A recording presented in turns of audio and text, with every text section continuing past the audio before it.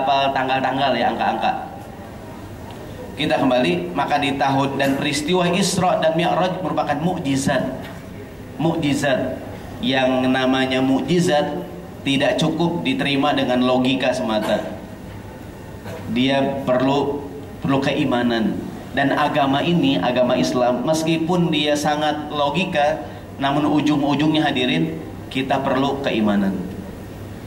Contoh hadirin, orang sering bertanya, Ustadz, ini nggak nyindir siapa-siapa ya, kenapa sih dalam Islam laki-laki atau laki-laki boleh hanya menikahi 4 perempuan? Kenapa nggak 3? Kenapa nggak 2? Kenapa nggak 5? Kenapa 4? Kenapa 4 bu? Kenapa nggak 3 gitu kan? 1, 2, 3 gitu kan? Kenapa 4? Kok nggak 5 Ustaz, tanggung gitu kan gitu. Kata yang lagi rame, kok nggak 8 gitu? Kok nggak 8 gitu kan? Jawabannya adalah, ya ini pemberian Tuhan. Ini aturan pemberian Tuhan yang harus kita terima. Maksudnya ketika Allah bilang 2, 3, 4, 1 dan sebagainya, sesuatu kadang-kadang tidak bisa kita terima dengan logika. Oh mungkin 4 gini kali tak. Apa ada 4 logika kira-kira? Kalau kita akal-akalin tuh, apa kira-kira ada 4 tuh? Susah ya.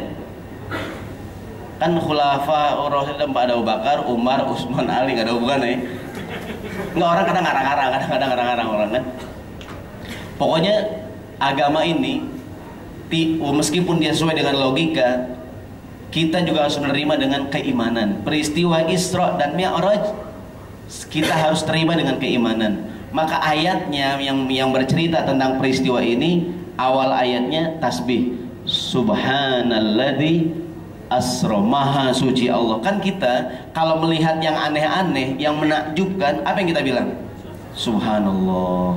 Ada pemandangan alam, Subhanallah, lewat ketat, Subhanallah, dari puncak, Subhanallah, gitu kan, Alhamdulillah, walayallah, Allahu Akbar, gitu ya. Kan melihat yang aneh-aneh tasbih ya. Maka ayat Isra dan Mi'raj awalnya juga tasbih, awalnya Subhanalladzi asra. Kenapa hari ini peristiwa mukjizat nih? Ketika Allah menceritakannya juga diceritakan diawali dengan ucapan takjub. Subhanal, maha suci Allah. Kayak kita kan melihat sesuatu yang itu kan, anak kita juara 1 ya, juara 1 ya, Subhanallah gitu kan, kok bisa begini nak gitu. Contoh hadirin, Allah bilang sama kita tadi tuh, wa ra'aitan nasa yadkhuluna fi dinillahi afwaja. Saat pertolongan datang, kemenangan datang, apa yang Allah suruh tuh? Fasabbih bihamdi rabbika wastaghfir. Kan kita menang, kok suruh bertasbih ya?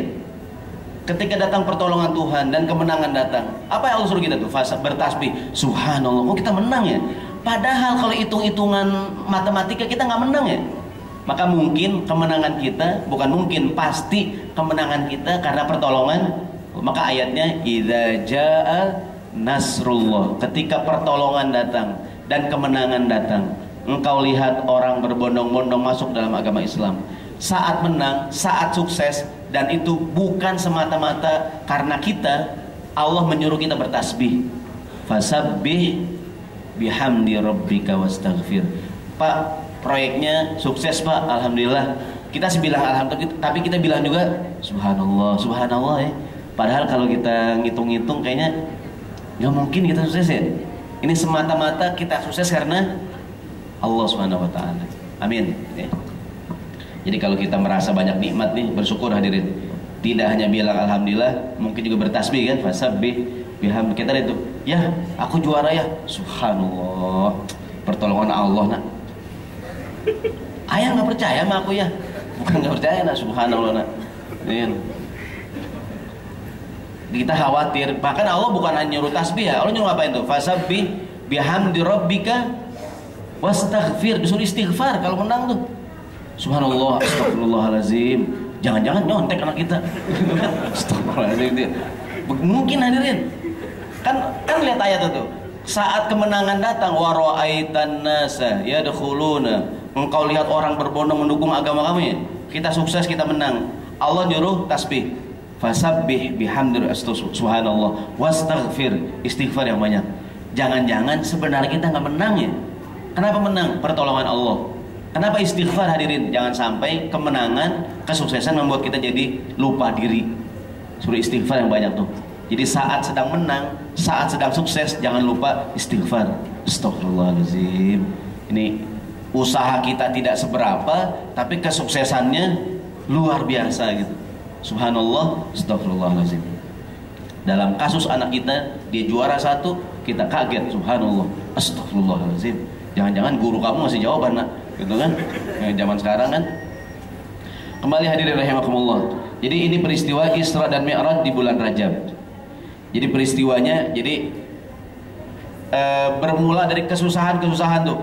Jadi Rasulullah SAW diboikot, sebelumnya ada intimidasi kepada Nabi, diboikot Nabi sampai tahun ke-7, tahun ke-10 Isra dan Mi'raj. Setelah itu 11, 12 mulai kemenangan, puncaknya hijrah ke kota Madinah. Hijrah ke kota Madinah, perang Badar, perang Uhud, perang Ahzab, terus sampai penaklukan kota Mekah. Di tahun ke-10 wafatlah Rasulullah SAW. Jadi ini peristiwa menjadi benang merah yang menjadi titik balik perjuangan dakwah Nabi SAW. Mudah-mudahan juga kita pada hari ini merasakan ini bulan Rajab di tahun ini menjadi titik balik buat kita nih. Kalau kita merasakan, kalau kita niat ingin berubah, mudah-mudahan bulan Rajab di tahun ini jadi titik perubahan buat kita, mudah-mudahan. Kalau kita sedang meniti karir, mudah-mudahan bulan ini beragam kebaikan kita dapatkan. Amin amin ya rabbal alamin. Kemudian hadirin yang dirahmati Allah Subhanahu wa taala, pada peristiwa Isra dan Mi'raj terdapat perintah sholat yang 5 waktu. Kalau sholat secara umum sudah Nabi lakukan semenjak beliau di kota Mekah. Semenjak beliau jadi satu-satunya ibadah yang sudah diterima perintahnya sebelum hijrah adalah sholat. Semua ibadah perintahnya di mana hadirin? Di Madinah ya. Dia puasa segala macam kecuali ibadah sholat. Sholat sudah Nabi lakukan bahkan sebelum Isra dan Mi'raj. Pada peristiwa Isra, Nabi menerima perintah sholat yang 5 waktu. Perintah sholat yang 5 waktu. Dan mudah-mudahan mengenang peristiwa ini kita juga sambil menjaga dan memperbaiki kualitas sholat kita. Amin. Catatan berikutnya, Isra, Mi'raj dan Baitul Maqdis. Isra, Mi'raj dan Baitul Maqdis jadi menjadi penting kota Palestina di bulan-bulan ini, karena manakala kita mengenang peristiwa Isra dan Mi'raj di bulan Rajab, tempat Mi'raj Nabi adalah Baitul Maqdis yang hari ini dikuasai oleh kaum Zionis. Saya sampaikan singkat saja, ada fatwa dari ulama Al-Azhar ya, dan ulama internasional ya, yang saya masih ingat dari ulama Al-Azhar, termasuk Syekh Yusuf Al-Qardawi, karena beliau terakhir alhamdulillah masuk ke Gaza ya. Mengenai masuk ke Baitul Maqdis, ke kota Al-Quds ya, saya tidak tahu apakah fatwa itu sudah berubah atau belum. Pertama, dalam sebuah hadis Rasulullah bersabda, kata Nabi, la tushaddur rihal illa thalathi masajid. Tidak dianjurkan bepergian ke beragam masjid kecuali hanya ke 3 masjid. Ketiga masjid ini kita boleh sungguh-sungguh berniat. Kita punya niat pengen ke Masjidil Haram, kita pengen punya niat pergi ke Masjid Nabawi di kota Madinah. Yang ketiga, punya niat pengen ke Masjid Al-Aqsa di Palestina.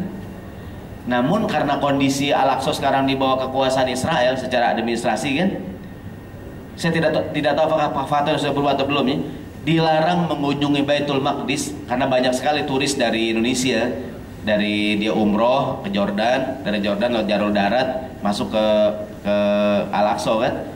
Walaupun sih niatnya ke Palestina, namun sebenarnya pemasukan, keuntungan, baik keuntungan materi, keuntungan politis didapatkan oleh Israel. Karena setiap turis yang masuk ke Baitul Maqdis, Al-Aqsa, Jordan, itu melalui departemen turisnya Israel, bukan Palestina. Jadi semua keuntungan yang didapatkan jadi semakin banyak orang yang berangkat ke sana menguntungkan departemen pariwisata Israel, bukan masuknya ke Palestina. Yang kedua, selalu saja saya kadang-kadang mendengarkan cerita mereka yang ke Baitul Maqdis di kondisi sekarang, memberikan Israel tentaranya nggak galak kok Pak, orang kita dijagain kok ke segala macam. Jadi intinya mereka ingin memberikan kesan bahwa seolah-olah tidak terjadi apa-apa gitu. Di buktinya orang banyak yang datang, turis, pariwisata. Kan turis tidak sektor pariwisata tidak mungkin berjalan kecuali ada jaminan keamanan ya. Nah, mereka ingin memberikan kesan, maka keluarlah fatwa ulama Al-Azhar dalam kondisi sekarang sebaiknya tidak pergi ke Baitul Maqdis dengan tujuan berwisata. Karena segala keuntungan, materi, uang, image, keuntungan politik dan keuntungan yang lain didapatkan oleh pihak Israel, bukan ke pihak Palestina. Kira-kira demikian. Kalaupun berangkat ke sana, berangkat dengan niatan berjuang membebaskan Baitul Maqdis. Amin ya rabbal alamin. Berikutnya hadirin rahimakumullah,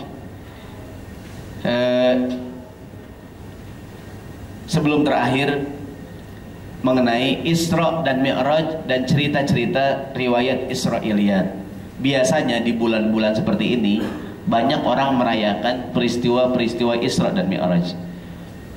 Kadang-kadang ada 1-2 orang menyampaikan riwayat-riwayat yang gharib, yang aneh, yang asing tentang Isra dan Mi'raj. Pernah hadirin mendengar tentang buraq? Pernah nggak mendengar tentang buraq, Bu? Kendaraan yang Nabi gunakan. Yang sebagian orang menggambarkan bagaimana tuh? Badannya kuda, kemudian punya sayap, gitu ya. Wajahnya perempuan, gitu kan? Ini gambar yang banyak beredar nih di masyarakat ya. Nggak usah lama-lama deh. Yang gambar ini sebenarnya aneh gitu. Mungkin di masa-masa kita kecil dulu banyak tuh orang yang punya gambar begini nih. Ingat gak di rumah orang tua kita? Ada ya? Ada masih punya nggak hadirin? Masih ada ya? Di kampung-kampung biasa itu. Mau orang kampung nih. Tulisnya di kota udah nggak ada kali ya. Saya termasuk dulu yang punya, dulu saya orang kampung juga ya. Saya ingat dulu waktu masih kecil di rumah, bisa di rumah nenek kita banyak tersimpan gambar ini nih. Ada yang pernah lihat gambar ini? Ada ya? Jadi ditulis hadza buraqun Nabi sallallahu alaihi wasallam. Inilah buraq Nabi. Pertama, ini bagian dari riwayat Israiliyat. Maksudnya dari mana dia tahu? Masa Nabi Muhammad naik ginian? Masa Nabi Isra dan Mi'raj naik ginian ya? Artinya gambarannya kuda, ada sayapnya, perempuan, bibir merah gitu kan. Mungkin ibu nanya, mereknya apaan gitu kan? Saya nggak tahu ada mereknya apaan gitu kan. Rambutnya panjang gitu kan. Dengan tampilan kita tadi. Ini sengaja saya, karena kalau kita browsing di Google tuh banyak juga tuh gambar-gambar versi lain selain gambar ini tuh. Artinya saya ingat, karena saya ingat dulu ketika masa-masa kecil di rumah orang tua kita banyak dimuat tuh gambar buraq. Dulu kita meyakini inilah buraq begitu kan. Dulu waktu masa kita kecil kan meyakini oh Nabi naik ginian nih Isra dan Mi'raj gitu. Namun setelah kita besar kan, masa kita berpikir apa iya ini termasuk namanya riwayat Israiliyat, riwayat-riwayat yang menceritakan tentang peristiwa Isra dan Mi'raj yang bersumber dari Banu Israel, yang kadang-kadang riwayatnya juga diragukan kebenarannya. Rasulullah bersabda, hadithu an Banu Israel wala haraj. Silahkan kamu riwayatkan cerita Israiliyat, jangan ragu-ragu, jangan didustakan semuanya, juga jangan diambil semuanya. Maksudnya riwayat Israiliyat ada yang benar, ada juga yang tidak benar ya.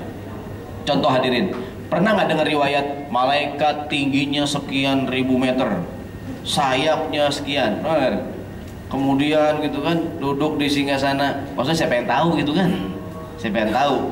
Biasanya kalau kita baca buku-buku gitu kan, pernah nggak dulu masih kecil, selain komik Petruk dan Gareng dulu zaman kita kecil, ada komik neraka.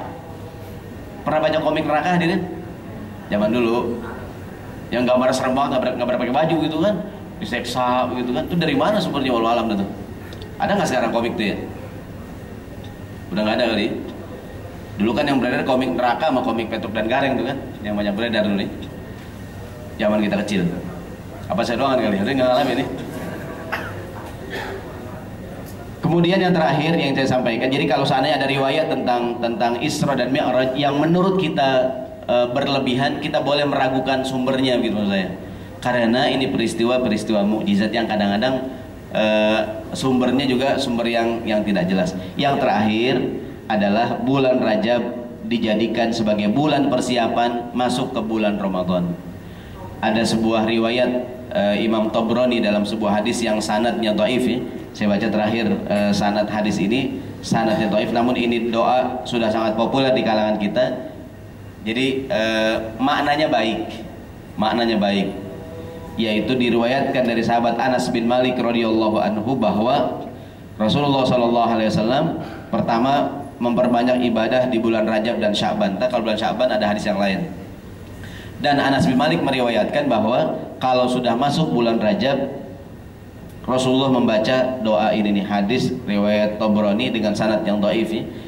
Bunyi doanya insya Allah mungkin sering kebanyakan kita sudah hafal. Bismillahirrahmanirrahim. Allahumma barik lana fi Rajab wa Sya'ban wa ballighna Ramadan. Maknanya baik, ya Allah berikanlah kepada kami keberkahan di bulan Rajab dan keberkahan di bulan Sya'ban, dan sampaikanlah kami kepada bulan Ramadan. Karena kita nggak tahu umur ya, mohon maaf ya. Ustadz Jeffrey nggak sampai beliau. Katanya lagi ngebicarakan rencana kegiatan di bulan Ramadan ya. Pulangnya beliau dipanggil oleh Allah Subhanahu Wa Taala. Maka nih doa maknanya baik ya. Ya Allah berikanlah. Jadi di bulan Rajab, di bulan Sya'ban termasuk nomor banyak keberkahan nih. Dan selain keberkahan pahala yang sangat banyak, saya juga minimal jadi bahan pikiran kita bersama hadirin, mohon maaf. Kan bulan Rajab, bulan Sya'ban, Ramadan.